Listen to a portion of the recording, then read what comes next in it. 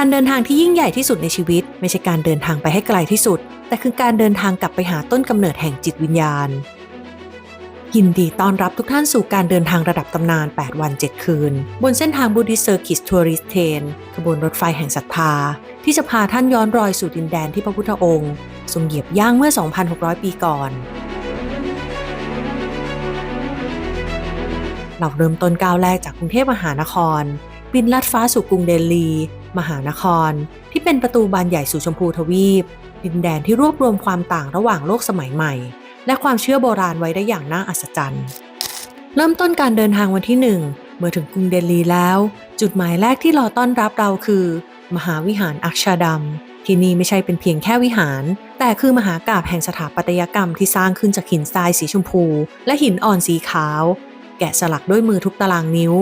โดยไม่ใช้โครงสร้างเหล็กเลยแม้แต่ชิ้นเดียว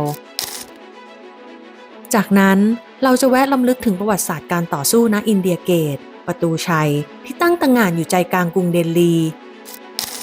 ก่อนที่แสงตะวันจะเริ่มอ่อนแสงลงเรามุ่งหน้าสู่สถานีรถไฟเพื่อขึ้นสู่ Buddhist Circuit Tourist Train บ้านที่เคลื่อนที่ได้ของเราตลอด5คืนต่อจากนี้โดยมีพนักงานของรถไฟคอยให้การต้อนรับพวกเราอย่างอบอุ่นเช้าตรู่วันที่2รถไฟนำเราเดินทางมาถึงเมืองคยาจุดหมายปลายทางที่สำคัญที่สุดของชาวพุทธทั่วโลกเราเดินทางสู่วัดนางสุชาดาริมฝั่งแม่น้ำเนรัญชลาให้คุณลองจินตนาการถึงภาพนางสุชาดาที่น้อมถวายข้าวมทุปายาต49 ก้อนแด่พระโพธิสัตว์ซึ่งเป็นพลังกายสำคัญที่สุดที่นำไปสู่การตรัสรู้และเมื่อเราย่างกายเข้าสู่มหาเจดีย์พุทธคยาความรู้สึกสงบจะร้นเข้ามาอย่างบอกไม่ถูกมหาเจดีย์ทรงสี่เหลี่ยมยอดแหลมที่ตั้งตระหง่านนี้คือสัญลักษณ์แห่งชัยชนะเหนือพญามารท่านจะได้สุดกายลงกราบใต้ต้นสีมหาโพธิ์หน่อเนื้อเชื้อไขจากต้นเดิมที่พระพุทธองค์ประทับเมื่อครั้งตรัสรู้อนุตตรสัมมาสัมโพธิญาณณที่นี้ท่านจะมีโอกาสได้ชมพระพุทธเมตตาพระพุทธรูปศักดิ์สิทธิ์ศิลปะสมัยปาละที่มีพระพักตร์เปี่ยมด้วยความเมตตาราวกับว่าพระพุทธองค์ยังมีพระชนชีพอยู่เพื่อรอการกลับมาเยือนของท่าน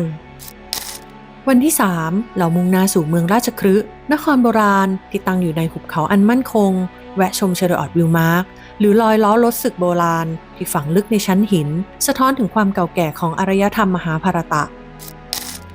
จากนั้นถึงเวลาเดินเท้าขึ้นสู่ยอดเขาคิชกูฏเพื่อไหว้พระขันธกุฎีที่ประทับส่วนพระองค์ท่ามกลางสายลมบนยอดเขาที่เงียบสงัดท่านจะเข้าใจว่าเหตุใดพระพุทธองค์จึงทรงเลือกสถานที่แห่งนี้เป็นที่แสดงธรรมสำคัญมากมายหลังจากชมวิวบนเขาคิชกูฏแล้วพาทุกท่านมุ่งหน้าสู่วัดเวรุวันมหาวิหารป่าไผ่ที่พระเจ้าพิมพิสารถวายเป็นวัดแห่งแรกในโลกและเป็นสถานที่ที่พระสงฆ์ 1,250 รูปมาประชุมกันโดยมิได้นัดหมายในวันมาฆบูชาปิดท้ายวันด้วยความยิ่งใหญ่ของมหาวิหารนาลันทาอดีตตักศิลาแห่งโลกตะวันออกที่เคยรุ่งเรืองถึงขีดสุดมีหอสมุดที่สูงเท่าภูเขาและห้องเรียนนับร้อยแม้จะเหลือเพียงซากอิฐสีแดงแต่กลิ่นอายแห่งปัญญายังคงอบอวลอยู่ทุกอนูพื้นที่วันที่4คือวันแห่งการประกาศธรรมณสารนาถหรือป่าอิสิปตนมฤคทายวันจุดที่กงล้อธรรมเริ่มหมุนเป็นครั้งแรกจากการแสดงปฐมเทศนาธรรมจักรกับปวัตตนสูตรท่านจะได้ยืนอยู่เบื้องหน้าธรรมเมฆสถูปขนาดมัทึมาที่สร้างขึ้นณจุดที่ปัญจวัคคีย์ทั้ง5ได้บรรลุธรรมเป็นพระอริยสงฆ์ชุดแรกของโลกเมื่ออาทิตย์อัสดงเราจะเดินทางสู่เมืองพาราณสีเมืองที่ลมหายใจไม่เคยหยุดนิ่งมานานกว่า 3,000 ปีเราจะล่องเรือในแม่น้ำคงคาเพื่อร่วมชมพิธีอาราตีหรือการบูชาพระแม่คงคาด้วยไฟท่ามกลางเสียงสวดมนต์และแสงเทียนระยิบระยับบนผิวน้ำสัมผัสถึงความเชื่อเรื่องวัฏสงสารและการหลุดพ้นที่ดำเนินมานับพันปีโดยไม่เคยหยุดนิ่งวันที่5เราข้ามพรมแดนสู่เนปาลไปยังลุมพินีวันสถานที่ประสูติกลางป่าไม้ลังท่านจะได้เห็นเสาอโศกที่สลักอักษรพราหมียืนยันว่าที่นี่คือที่ประสูติของพระสักยมุนีพุทธเจ้าสัมผัสหินศักดิ์สิทธิ์จุดที่พระบาทแรกแตะพื้นโลกและส่งน้ำในสระโบกธรณีที่เต็มไปด้วยพลังแห่งการกำเนิดวันที่6เรากลับสู่อินเดียไปยังเมืองกุสินาราวาระสุดท้ายของมหาบุรุษโลกณสารวโนทยานภายในวิหารมหาปรินิพพาน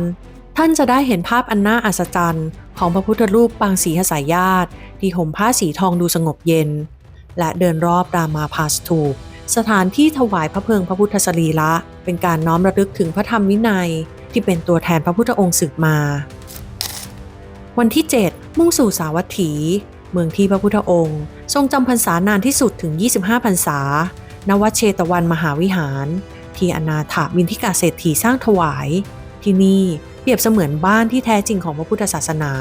ท่านจะได้กราบต้นอนันทโพและเยี่ยมชมสถานที่เกิดเรื่องราวในธรรมบทมากมายรวมถึงซากโบราณสถานที่สะท้อนความรุ่งเรืองของแคว้นโกศลในอดีต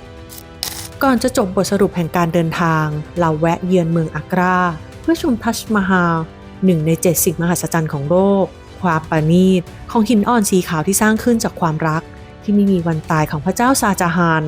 เป็นภาพปิดท้ายทริปที่งดงามช่วยให้เราเห็นความงามของศิลปะและความไม่เที่ยงของสรรพสิ่งในเวลาเดียวกันตลอดระยะทางกว่า 1,000 กิโลเมตร Buddhist Circuit Tourist Train คือโอเอซิสที่ดูแลท่านอย่างดีที่สุดโดยห้องพักที่สะดวกสบายมีทั้งแบบ First Class และ Second Class ให้เลือกพร้อมระบบรักษาความปลอดภัย 24 ชั่วโมงและมีเมนูอาหารเลิศรสที่ปรุงสดใหม่ทุกมื้อใส่ใจเรื่องความสะอาดมีทั้งอาหารอินเดียต้นตำรับและอาหารสากลรสชาติคุ้นเคยรับรองว่าคุณจะมีความสุขกับการใช้ชีวิตบนรถไฟขบวนนี้อย่างแน่นอนตลอดการเดินทาง 8 วัน 5 คืนบนรถไฟสายนี้อาจจบลงเมื่อเราก้าวลงจากสถานีแต่ศรัทธาที่ท่านได้รับปัญญาที่ท่านได้เห็นและความสงบที่ท่านสัมผัสจะประทับอยู่ในใจตลอดไปเพราะทุกก้าวคือบุญทุกระยะทางคือประวัติศาสตร์สนใจร่วมเดินทางตามรอยบาทพระศาสดาไปกับเรารินยาทัวร์ติดต่อ 092-895-6245 หรือแอดไลน์ @รินยาทัวร์